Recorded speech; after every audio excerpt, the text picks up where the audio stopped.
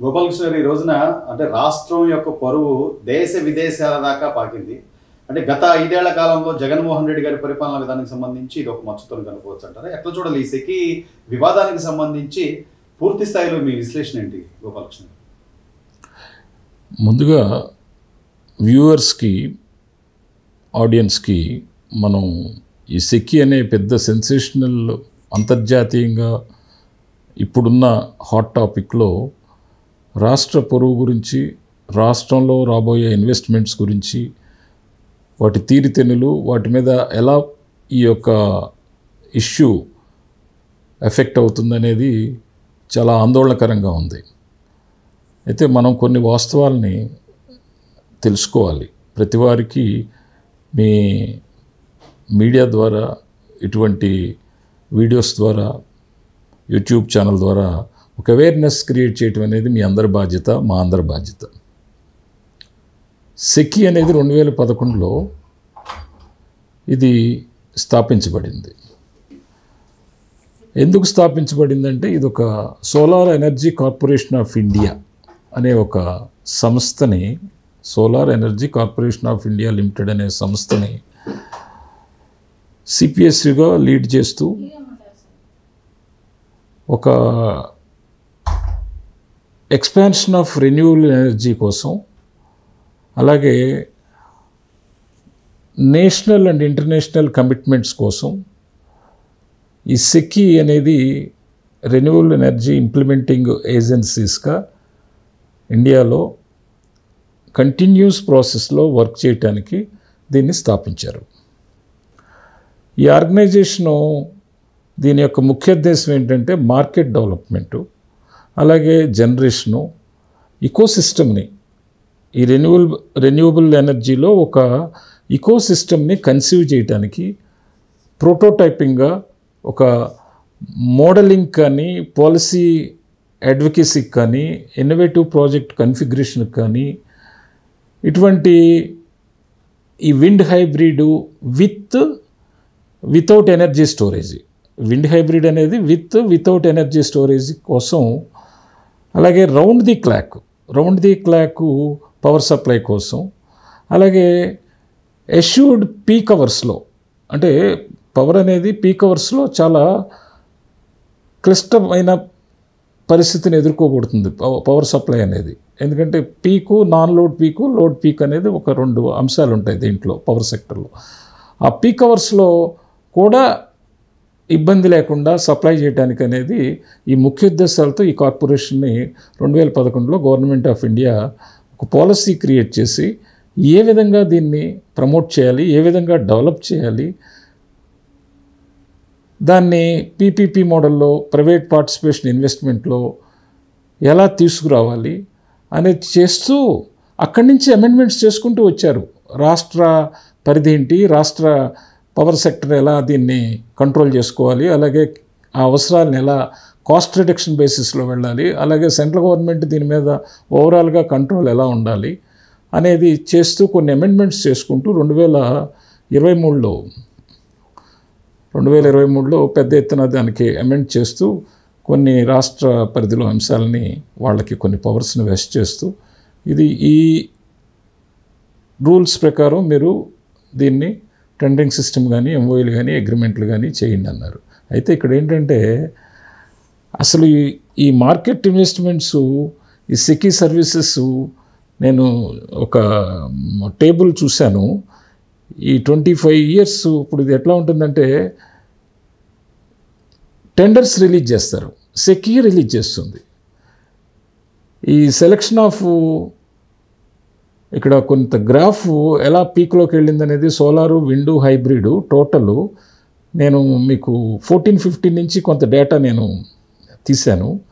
ఈ cumulative general capacity ఎలా award చేశారనేది దానికి 14-15లో కనుక మనం తీసుకుంటే టేబుల్, మీరు బహుశా అది షూట్ చేయటం కూడా మంచిదేనేమో ప్రజలకి, లేకపోయినా కానీ 14-15లో 0.75 ఉన్న కెపాసిటీ బిల్టప్ని ఇప్పుడు 2023-24 వచ్చేపాటికి 3 రంగాల్లో సోలారు, విండు, హైబ్రిడ్, ఈ 3 వింగ్స్లో మొత్తం 65.32 GW, అంటే అది మీకు ఎలక్ట్రిసిటీ మెజర్మెంట్లో GW అంటాం.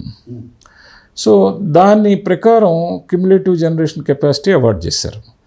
అంటే ఎంత పర్సంటేజ్ గత 10 సంవత్సరాల్లో లెస్ దాన్ 1 ఉన్న ఇది 65కి వెళ్ళిందంటే పెద్ద ఎత్తున చేసినట్టే. మనం దీనికి హర్షించాలి. అయితే ఈ ఎటొచ్చి ఈ సెలక్షన్ ప్రాసెస్లో కార్పొరేట్ సెక్టర్లో కానీ లేకపోతే small fishes, big fishes, medium fishes ఎలా క్యాప్చర్ చేస్తే మార్కెట్ అవకాశాలను అనేది మనం కనుక ఇక్కడ చర్చించుకుంటే, రాష్ట్రాల బాధ్యత ఏంటి? డొమెస్టిక్ కన్జంప్షన్ ఎక్కువ ఉంటుంది కాబట్టి, తక్కువ రేటుకి సప్లై చేయాలి కాబట్టి, ఈ నాన్ కన్వెన్షనల్ ఎనర్జీస్ అన్నీ, రెన్యూబుల్ ఎనర్జీస్ అన్నీ మనం ఇండివిజువల్గా ఉన్న వనరుల్ని పెంపొందించాలి. అయితే ఒకేసారి అమాంతంగా ఈ చిన్న చిన్న హౌస్ హోల్డర్స్ని కానీ లేకపోతే ఎంటర్ప్రెనర్స్ని కానీ లేకపోతే ఎస్ఎస్ఐ మీడియం అలాగే లార్జ్ ఇండస్ట్రీస్ని ప్రమోట్ చేసే బదులు ఎవరికైతే పవర్ సప్లై, పవర్ నీడ్ ఉందో వాళ్ళకి ఇన్సెంటివ్స్ ఇచ్చి వాళ్ళని ప్రమోట్ చేసి పెద్ద ఎత్తున మార్కెటింగ్ చేసుకునే బదులు ఈ కార్పొరేట్ సెక్టర్లో దీన్ని వ్యాపారపరంగా చేసి ఒక మెగా టెండర్స్ని ఇష్యూ చేయటం చేశారు. ఆ టెండర్స్ ఇష్యూ చేసేటప్పుడు ఎలా చేస్తారంటే సహజంగా ముందే మాట్లాడుకొని ఆ నామ్స్ని ఒకళ్ళిద్దరు కార్పొరేట్ సెక్టర్లు ఫిట్ అయ్యేదట్టే డాక్యుమెంటేషన్ క్రియేట్ చేస్తారు. దీనివల్లే ఈ ప్రాబ్లమ్స్ అన్నీ జరుగుతున్నాయి. నార్మల్గా ఏం చేయాలని అంటే any power generation short term, long term generation ఉంటుంది. అంటే ఒక ఎక్విప్మెంట్ క్యాపిటల్ ఇన్వెస్ట్మెంట్ పెట్టినప్పుడు అది చిన్నదైనా పెద్దదైనా ఇన్ని సంవత్సరాలు ఆ ఎక్విప్మెంట్ కాస్ట్ని కానీ క్యాపిటల్ ఇన్వెస్ట్మెంట్ని కానీ రికవరీ చేసి జనరేట్ చేసి కాస్ట్ ఎలా దాన్ని రికవర్ చేయాలనేది ఒక కాస్ట్ అనాలిసిస్ ఉంటుంది. ఇన్వెస్ట్మెంటు రేట్ ఆఫ్ రెవెన్యూ చూసుకుంటారు. ఆ చూసుకునే పందాలో ఇనిషియల్గా డిప్రిసియేషను ఎక్కువ ఉంటుంది, ఇన్సెంటివ్స్ గవర్నమెంట్ ఇస్తుంది, అది ఇండైరెక్ట్ ప్రాఫిట్ కింద వస్తుంది ఇన్వెస్టర్కి. అలాగే యాక్చువల్గా ఇన్కమ్ ట్యాక్స్ నామ్స్ ప్రకారం ఒక టైప్ ఆఫ్ డిప్రిసియేషను, కాస్ట్ రిడక్షను, అలాగే ఈ ఆర్ఓఆర్ ఇవన్నీ క్యాలిక్యులేట్ చేసుకున్నప్పుడు ఒక పందాలో ఉంటుంది. గవర్నమెంట్ అష్యూరెన్స్ ఉన్న ప్రాజెక్ట్స్కి అయితే ఫినాన్షియల్ సపోర్టు ఈజీగా దొరుకుతుంది. లేదు ఇక్కడ గవర్నమెంట్ ఏజెన్సీ, నోడల్ ఏజెన్సీ ఉండి ఈ సెకీ కానీ స్టేట్ గవర్నమెంట్ కానీ మధ్యవర్తిత్వం వహించి only infrastructure, land, road, water, ఈ రోడ్ కనెక్టివిటీకి అనుసంధానం అంటే ఆ ప్రాజెక్ట్లో ఉన్న ఇమిడి ఉన్న ఆ ఇన్వాల్వ్ అయిన అన్ని హంగులు ఏర్పరచడానికి చేయటంలో కానీ రాష్ట్ర ప్రభుత్వం ఒక రోల్ ప్లే చేస్తుంది. దానికి డిస్కామ్స్ పడే పవర్ పర్చేసి తగ్గించుకోవటానికి లాంగ్ రన్ ప్లాన్లో ఒక 25 సంవత్సరాలు దీనికి టైం లిమిట్ పెట్టారు. కాబట్టి ఆ లాంగ్ రన్ ప్లాన్లో మనకు వచ్చే ఆదాయ, ఖర్చు, పవర్ ఎలా తీసుకుంటారు, పవర్ ఎలా ఇస్తారు, వీటన్నిటి దరిమిలా పవర్ని ఎలా జనరేట్ చేస్తారు, దానికి వాడే ముడి పదార్థాలు ఏంటి, ఏ విధమైన పవర్ సెక్టర్ని మనం వాతావరణ కలుషితానికి కానీ వాతావరణ పరిస్థితుల్ని అనుకూలంగా మార్చుకోవటానికి కానీ వీటన్నిటికీ కూడా బేరీజ్ వేసుకొని, సమీక్ష వేసుకొని, పొల్యూషన్ ఇష్యూస్ కూడా చూసుకొని రాష్ట్ర ప్రభుత్వం రోల్ ప్లే చేస్తుంది. దురదృష్టవశాత్తు ఏమైంది, ఈ బాధ్యతని విస్మరించి అదొక విధమైన జబ్బు రాజకీయ పార్టీలకు పట్టుకుంది. రాజకీయ అవసరాల కోసం, రాజకీయ పార్టీ నడపడానికి కోసం, ఓటర్స్ని కరప్ట్ చేయడానికి కోసం, విచ్చలవిడిగా డబ్బు పంపకాల కోసం వాళ్ళకి వనరులు కావాల్సిందే. కానీ ఈ విధంగా రాబోయే తరాల ప్రజల యొక్క సంపదని భవిష్యత్తు గ్యారంటీ ప్రజలకు ఇవ్వాల్సింది పోయి